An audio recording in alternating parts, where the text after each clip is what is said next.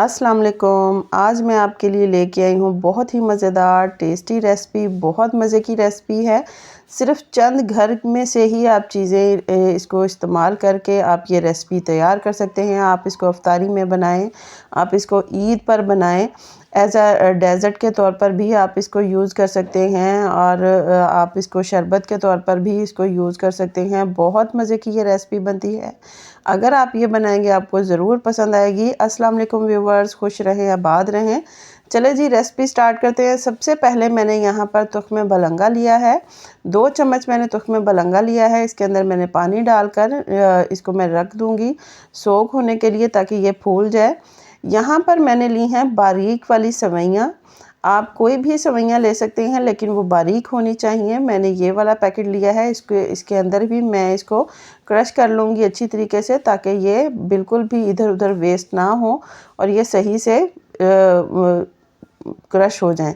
यहाँ पर मैंने थोड़ा सा कढ़ाई के अंदर मैंने कुकिंग ऑयल 1 चम्मच के करीब लिया है, 1 से 1.5 चम्मच के करीब, और 1 इलायची इसके अंदर ऐड की है। और जो सवैयाँ थी मैंने मैश करके रखी थी, उसके अंदर से मुझे थोड़ी सी सवैयाँ चाहिए, तकरीबन 3 से 4 चम्मच के करीब।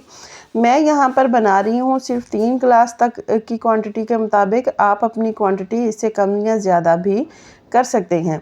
इसको हल्का सा सवैयों को हमने भून लिया है, इसको बहुत ज़्यादा नहीं भूनेंगे। और इसके बाद मैं इसके अंदर 2 गिलास के करीब मैंने दूध ऐड कर दिया है। यहाँ पर मैंने लिया है कस्टर्ड। येलो कलर का मैंने कस्टर्ड लिया है, वनीला फ्लेवर। आप कोई भी फ्लेवर ले सकते हैं, बच्चों के मुताबिक, बड़ों के मुताबिक, उनको जो भी फ्लेवर या कलर पसंद हो आप वो यूज़ कर सकते हैं। अगर आपको कलर थोड़ा सा कम लगे तो इसके अंदर आप फूड कलर भी ऐड कर सकते हैं। सवैयाँ जो है हमारी पक रही हैं।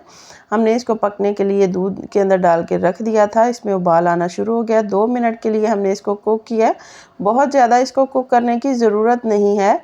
अब इसके अंदर जो मैंने कस्टर्ड दूध के अंदर घोल के रखा था वो मैं थोड़ा थोड़ा इसके अंदर ऐड करती जाऊंगी और इसको मिक्स कर लेंगे। ये देखिए इस तरीके का गाढ़ा सा हमारा जो है थिक सा तैयार हो चुका है। अब मैंने 3 से 4 चम्मच इसके अंदर मैंने चीनी ऐड की है। आप अपने टेस्ट के मुताबिक भी कर सकते हैं। चीनी अपना पानी छोड़ेगी, तो इसलिए हमने दोबारा से इसको थोड़ा सा कुक करना है। अब देखें कि इसकी कंसिस्टेंसी ये है, तो जब ये ठंडा हो जाएगा तो ये और मज़ीद गाढ़ा हो जाएगा। इसलिए इसका मैंने फ्लेम बंद करके थोड़ा सा मैंने दूध ऐड कर दिया है, ताकि अगर ये ठंडा हो के गाढ़ा हो तो ये इसकी कंसिस्टेंसी यही रहे। यहाँ पर मैंने पानी लिया है, और ये जो पास्ता सेवियाँ बाज़ार से आम रूटीन में मिल जाती हैं वो भी घर में मौजूद होती हैं, थोड़ी सी मैंने वो ली हैं, और इसको हम पानी के अंदर बॉयल कर लेंगे अलहदा से। सेवियों के अंदर हम दूध के अंदर बिल्कुल ऐड नहीं करेंगे। यहाँ पर ये गल चुकी हैं, और एक छन्नी की मदद से मैंने इसका पानी सारा निचोड़ कर साफ़ कर लिया है। और इसके ऊपर मैं मज़ीद ठंडा पानी डालूँगी, ताकि इसका जितना भी स्टार्च है वो निकल जाए। और अब ये क्योंकि बॉयल हैं तो ये चिपकेंगी, इसलिए मैंने इसके ऊपर 1 चम्मच के करीब कुकिंग ऑयल ऐड किया है, ताकि ये बिल्कुल भी ना चिपके। इस तरीके से ये चिपकती नहीं है। अगर आपको ऑयल लगे तो आप इसके ऊपर दोबारा से ठंडा पानी इसके ऊपर ऐड कर सकते हैं। यहाँ पर ये ठंडा हो चुका है। मज़ीद इसको ठंडा करने के लिए मैंने इसको फ्रिज में रखूँगी। तब तक हम बाकी का काम कर लेते हैं। यहाँ पे मैंने लिए हैं 3 गिलास। जो तुख्मे बलंगा था वो मेरा फूल चुका है काफ़ी। अब मैं तीनों गिलासों के अंदर इक्वल क्वांटिटी में 1.5 चम्मच के करीब मैं नीचे ऐड करती जा रही हूँ। इसके ऊपर मैंने ऐड किया है ये शरबत। ये रूह अफ़ज़ा का शरबत मैंने लिया है। आप कोई भी शरबत ले सकते हैं जो आपको पसंद हो। इलायची का शरबत भी ले सकते हैं, रूह अफ़ज़ा भी ले सकते हैं, जामे शीरी लें। अब थोड़ा सा मैंने वो ऐड किया है शरबत। जो सेवियाँ थी वो मेरी ठंडी हो चुकी हैं, और ये देखें मैं थोड़ी थोड़ी इसके अंदर ऐड करती जाऊंगी। इसी तरीके से मैं तीनों गिलासों में हाफ़ तकरीबन मैं सवैयाँ ऐड कर दूंगी। अब जो मैंने सवैयाँ बॉयल करके रखी थी पास्ता सवैयाँ, उसकी एक लेयर हम इसके ऊपर लगाएंगे।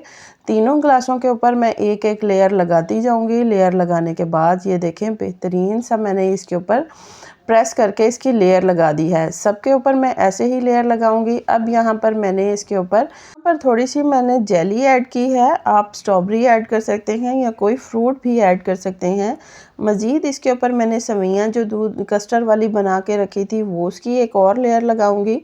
और अब इसके ऊपर हम एंड में ड्राई फ्रूट इसके ऊपर लगाएंगे। मैंने यहाँ पर बादाम इसके ऊपर ऐड किए हैं, सबके ऊपर, तीनों के ऊपर बादाम ऐड करने के बाद थोड़े से मैंने इसके ऊपर पिस्ते ऐड किए हैं और इसके साथ मैंने 1 से 2 अदद मैंने काजू इसके अंदर ऐड किया है। आप ड्राई फ्रूट जो है इसको स्किप करके जो नॉर्मल फ्रूट आता है, सीजनल फ्रूट, आप वो भी यूज़ कर सकते हैं और इसके ऊपर आप जेली भी यूज़ कर सकते हैं। बहुत ही मज़े की ये रेसिपी बनती है, आप इसको ट्राई करें, आपको ज़रूर पसंद आएगी। बच्चों की ये फेवरेट होने जा रही है ये रेसिपी, क्योंकि ये शरबत है, तुख्मे बलंगा है, ये फीलिंग ऑफ फुलनेस की आपको फीलिंग देता है और सेवइयों के साथ कस्टर्ड का जो इतना मज़े का टेस्ट इसका आता है, आप यकीन करें जब आप इसको एक बार खाएंगे तो बार बार इसको बनाना पसंद करेंगे। बहुत इजीली कुक हो जाती है और वैसे भी आगे मज़ीद गर्मियाँ आ रही हैं, तो ऐसे जो डेज़र्ट हैं और जो ऐसी रेसिपीज़ हैं वो हमें बहुत ज़्यादा पसंद आती हैं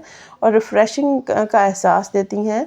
अगर आप इसको ईद पर बनाएंगे तो फिर भी आपको ये बहुत ज़्यादा पसंद आएगी। आप इसको मेहमानों को भी पेश कर सकते हैं एज़ अ डेज़र्ट के तौर पर, ड्रिंक के तौर पर। आप अपने लिए बनाएं, मेहमानों के लिए बनाएं, अफ्तारी में बनाएं, सबको ये बहुत ज़्यादा पसंद आने वाली ड्रिंक है। अगर आपको मेरी ये रेसिपी पसंद आए तो प्लीज़ इसे लाइक करें, शेयर करें, मेरे चैनल को सब्सक्राइब करें। अल्लाह हाफ़िज़।